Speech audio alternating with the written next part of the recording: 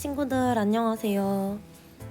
다른 게 아니라 오늘 이렇게 영상을 찍게 된 이유는요, 여러분들 그 뒷부분 공부하시는데 살짝 헷갈리는 부분이 많다고 해서 제가 조금 도움을 드릴 수 있을까 해서 영상을 찍게 되었습니다. 자, 그래서 우리 시험 범위 보시면 141쪽부터 시작되죠. 여기서부터 제가 간단히 한번 포인트들을 집어드리도록 하겠습니다. 141쪽 한번 같이 읽어볼게요. 자, 일단은요, 가장 중요한 단어는 여기서는 컴퓨팅 시스템, 이 단어입니다. 이 뒷부분의 가장 중심적인 단어라고도 보실 수 있을 것 같은데요. 같이 읽어볼게요. 이 컴퓨팅 시스템은요, 그 중에서도 컴퓨팅이라는 것은요, 우리가 어떤 일을 수행하고 싶을 때 컴퓨터를 이용해서 처리하는 그 과정을 말합니다. 쉽게 말해서 컴퓨터를 이용해서 어떤 일을 처리하는 그 자체를 컴퓨팅이라고 부르는 거예요. 우리 일상생활에는 이 컴퓨터가 워낙에 아주 큰 비중을 차지하고 있기 때문에 컴퓨팅이라는 단어는 사실 우리의 일상생활과 뗄래야 떼놓을 수 없는 관계에 있다고 볼 수 있습니다. 이렇게 어떤 일을 처리하기 위해서 컴퓨터를 사용하는 것, 이걸 컴퓨팅이라고 부른다 그랬고, 우리가 사용하는 이 컴퓨터, 다시 말해서 하드웨어와 소프트웨어의 모음을요, 우리는 컴퓨팅 시스템이라고 부르는 것입니다. 컴퓨팅 시스템은요, 인터넷과 연결이 되어서 사람과 사물, 그 다음에 사물과 사물 이 사이에 정보를 막 주고받고 정보를 처리하죠. 그럼으로써 우리 일상생활의 문제들을 해결을 해주는 역할을 하고 있습니다. 간단하게 컴퓨팅 시스템이 일상생활에서 어떻게 활용되냐면요, 지도 어플리케이션으로 여러분들이 실제로 가보지 않았던 곳의 길까지도 그 경로를 탐색할 수 있다는 것. 그 다음에 컴퓨터를 가지고 직접 한글 파일이나 문서를 편집하는 경우를 볼 수 있겠죠. 그리고 이것이 바로 사물 인터넷의 하나의 예시라고 보실 수 있을 것 같아요. 스마트폰으로 우리 집을 관리한다. 그러니까 우리 집의 형광등을 껐다가 켰다가 하는 거, 혹은 가스레인지를 꺼놓지 않고 나왔을 때 그것을 제어할 수 있는 능력이라든지 이런 기술들이 있는 것을 여러분들이 보셨을 거예요. 간단히 첫 번째 페이지는 이렇게 생각하시고 넘어가시면 될 것 같습니다. 자, 그래서요, 이 컴퓨팅 시스템이라는 것은요, 어떻게 구성되어 있느냐, 하드웨어 그리고 소프트웨어로 나눌 수가 있습니다. 하드웨어랑 소프트웨어 이 두 개가 꼭 있어야지 우리는 컴퓨팅 시스템을 정상적으로 사용할 수가 있어요. 예를 들어서 사람의 몸을 떠올려 봤을 때 어떤 사람이 몸만 있고 생각을 할 수가 없다, 혹은 반대로 우리가 직접 움직일 몸이 없다 그랬을 때 조금 불편할 수가 있죠. 그것처럼 하드웨어는 몸의 역할을 해주고요, 소프트웨어는 머리, 그러니까 생각할 수 있는 능력을 말합니다. 그래서 우리는 하드웨어와 소프트웨어를 적절히 구성을 시켜서 컴퓨팅 시스템을 만들게 돼요. 하드웨어는 눈에 보이거나 손으로 만질 수 있는 물리적인 전자장치를 말한다고 합니다. 소프트웨어는 그 전자장치를 제어하는 프로그램을 말합니다. 간단히 정리가 되시죠? 그래서 가장 먼저 하드웨어가 무엇인지에 대해서 살펴보도록 할 겁니다. 하드웨어에는요, 처리장치, 기억장치, 입출력 장치라는 구성이 있습니다. 쉽게 말해서 처리장치는요, 우리 몸에서 뇌의 역할을 한다고 보시면 될 것 같아요. 컴퓨터 시스템의 두뇌 역할을 하는 중앙처리장치 CPU라고 우리는 줄여서 부르고 있어요. 그리고 그래픽을 빠르게 처리할 수 있는 그래픽 처리장치, 이런 것들이 있다고 합니다. 컴퓨터에서 우리가 봐야 되는 이미지 화면들이 있죠. 우리가 어떤 일을 처리함에 있어서 화면을 보면서 이제 막 작업을 해야 될 텐데, 그 그래픽을 처리해주는 장치가 GPU라는 것이다 라고 보시면 되겠습니다. 이 각각이 어떤 특징을 가지고 있는지, 어떤 장치들인지 아실 필요까지는 없고요.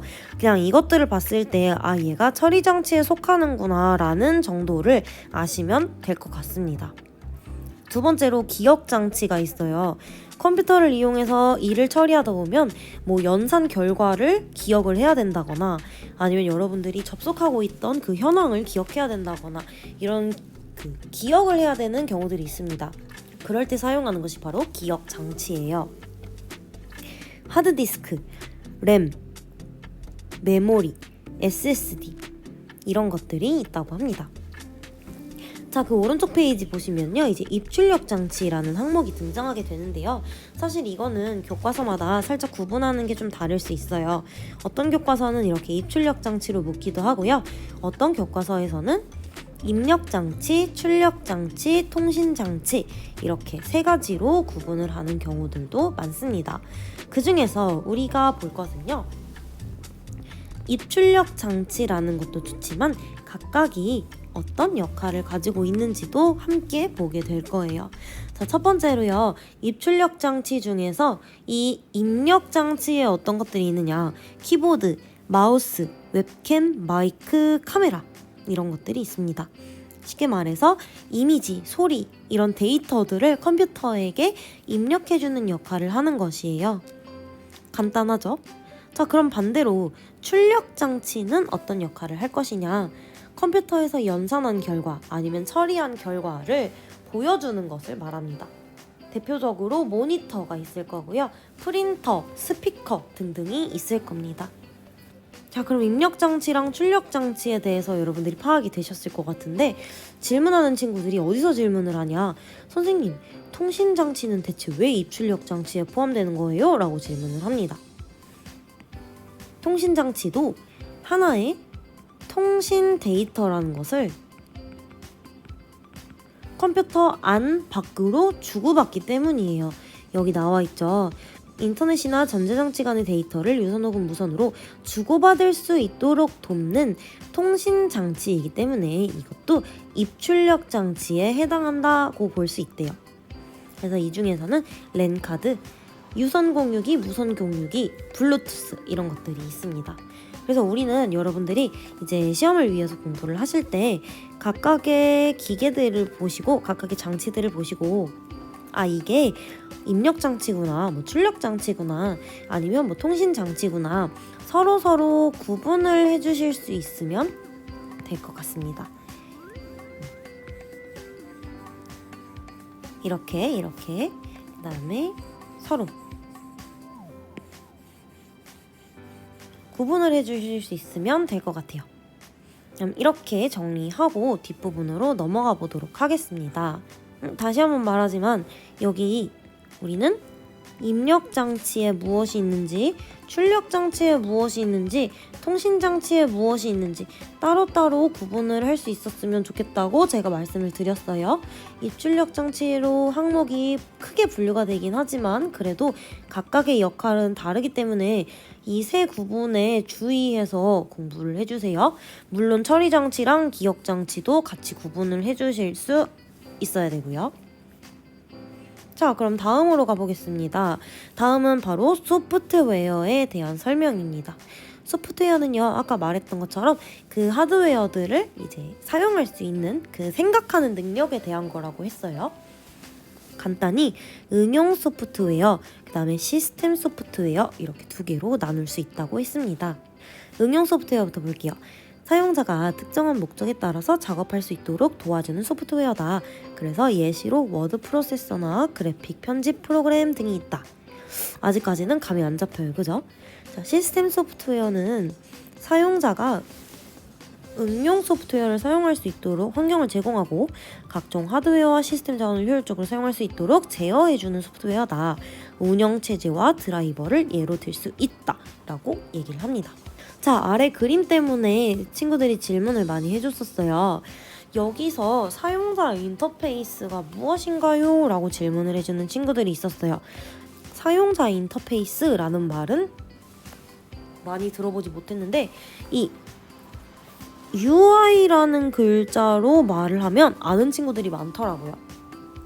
간단히 말해서 우리 네이버 사이트를 한번 떠올려 보겠습니다. 여러분들, 네이버 사이트가 몇십 년 전에는 이렇게 생기지 않았었거든요. 다르게 생겼었어요. 근데 시간이 가면 갈수록 사이트가 조금씩 형태가 바뀌고 있습니다. 그죠? 뭐 이쪽에 클릭하는 버튼이 있었다면 그것이 왼쪽으로 막 옮겨갔다든지 이런 식으로 생김새가 시간에 따라 자주 바뀌고 있습니다.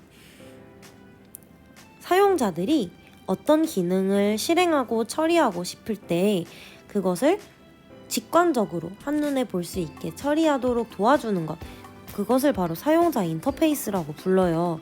그래서 개발자들은 사용자 인터페이스를 업그레이드 시킬 때, 업데이트 시킬 때 최대한 사용자가 눈에 간결하게 들어올 수 있는가, 기능을 직관적으로 판단할 수 있는가, 이런 것들을 중점적으로 디자인을 바꾸고 모양을 더 깔끔하게 변화시키는 경향이 있습니다. 그래서 사용자 인터페이스가 무엇인지 여러분들이 여러 사이트의 이제 화면을 보시면서 떠올려 보셔도 될 것 같고요. 여러분들 그 스마트폰으로 하는 게임들 보셨을 때 그 게임의 화면도 시간이 지남에 따라서 조금씩 더 약간 멋있는 캐릭터로 바뀐다든지 아니면 뭐 버튼들의 구성이 바뀐다든지 이런 경우들이 있었을 겁니다. 그것이 바로 사용자 인터페이스를 변화시킨 것이에요. 그래서 이 사용자 인터페이스가 무엇인지 감을 잡으실 수 있을 것 같고요. 뭐 그 옆에 입력 장치는 여러분들이 앞에서 보셨던 내용이고요. 자, 그러면 여러분들이 그 궁금해하는 것은 이거겠죠?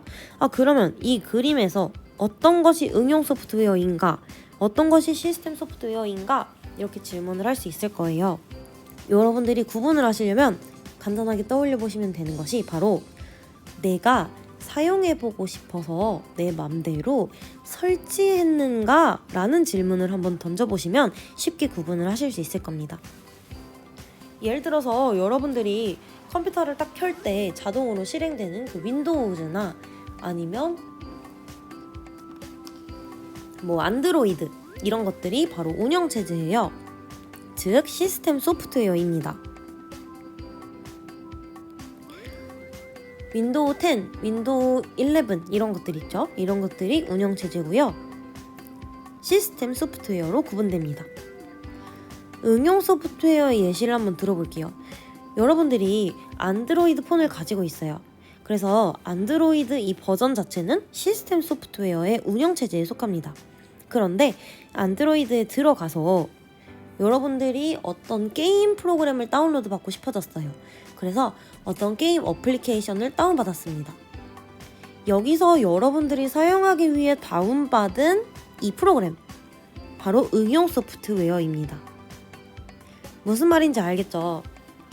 여러분들이 이 컴퓨터를 사용하기 위해서 꼭 필수로 설치되어 있어야 하는 것, 이 컴퓨터를 작동시키기 위해서 꼭 있어야 되는 것, 그것을 바로 시스템 소프트웨어라고 보시면 되고요.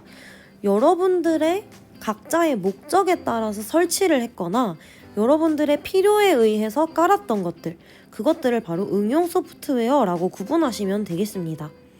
이렇게 말씀드리면 훨씬 간단하겠죠? 응용 소프트웨어와 시스템 소프트웨어, 여러분들이 구분을 해보시면 될 것 같아요. 그래서 여기서는 간단히 말해서 이 사용자가 주로 이용하는 이 소프트웨어, 필요로 하는 용도에 따라서 사용하는 프로그램, 얘를 응용 소프트웨어라고 간주하시면 될 것 같습니다. 그런데 이 그림 자체는 컴퓨터의 소프트웨어의 약간 예시를 보여주는 그림이기 때문에 이 안에서 어떤 내용이 응용 소프트웨어이느냐, 어떤 내용이 시스템 소프트웨어이냐, 이렇게 명확하게 구분하실 필요는 없습니다. 간단하게 응용 소프트웨어가 뭔지, 시스템 소프트웨어가 뭔지 이 정도를 이해하시면 될 것 같아요. 여기 운영체제는 시스템 소프트웨어에 속하고요. 내가 필요로 하는 용도에 따라서 설치해서 사용하는 것, 응용 소프트웨어라고 생각하시면 될 것 같아요. 하드웨어를 제어하는 소프트웨어, 이 하드웨어를 작동시키기 위해 필요한 소프트웨어이기 때문에 시스템 소프트웨어로 분류되는 것이 맞겠죠. 자, 그러면 다음으로 넘어가 보겠습니다. 다음은 컴퓨팅 시스템의 작동 원리입니다. 이 부분은요, 여러분들이 컴퓨터를 딱 켰을 때 어떤 순서로 작동하는지 위주로 한번 훑어봐 주시면 될 것 같아요. 여러분들의 모습을 떠올려 보시면 돼요. 자, 첫 번째로 전원 스위치를 연결을 하겠죠. 그 다음에 전원을 켤 겁니다. 부팅을 하면요, 그 윈도우를 쓰는 친구들은 윈도우, 뭐 맥북을 쓰는 친구들은 맥, 이런 식으로 운영체제가 딱 화면에 뜨면서 가동을 시작할 겁니다. 그 다음에 여러분들이 컴퓨터를 사용하기 위해서 응용 소프트웨어를 실행을 시키시겠죠? 뭐 예를 들어서 인터넷을 들어간다든지 아니면 뭐 계산기를 사용을 하신다든지 다양한 사용이 있을 겁니다. 그 작업하는 결과를 저장을 하실 거고요. 저장한 다음에 작업이 끝났어. 그러면 응용 소프트웨어를 종료하실 겁니다. 그리고 컴퓨터 종료를 하시면 운영체제가 종료가 되면서 대기 상태로 바뀔 거예요. 그리고 전원을 해제시킵니다. 이 7단계를 파악하실 수 있으시면 될 것 같아요. 그래서 하드웨어와 소프트웨어가 우리가 이제 일상생활에서 이 문제를 해결할 때 어떻게 사용되는지 그 순서를 보여주고 있습니다. 이거는 컴퓨팅 시스템 작동의 하나의 예시예요. 그래서 첫 번째로 부팅한다는 거, 프로그램 실행한다는 거, 작업 결과 저장한다고 하는 거, 프로그램을 종료하고 시스템 종료한다는 거, 이 앞에 7 절차에 대한 하나의 사례라고 생각해 주시면 될 것 같아요. 간단하게 읽어보시면 될 것 같습니다. 자, 그럼 여기까지 이 뒷부분 내용에 대해서 간단하게 요약을 해봤습니다. 이 외에도 여러분들이 질문사항이 있거나 궁금한 점이 있으면 언제든지 저한테 질문해 주시는 거 잊지 마시고요. 나머지 부분들도 절대 어렵지 않으니까 꼭 자세히 읽어보시고 저한테 질문 또 해주시면 제가 친절히 답변해 드릴게요. 여러분 시험 잘 보시고 화이팅입니다.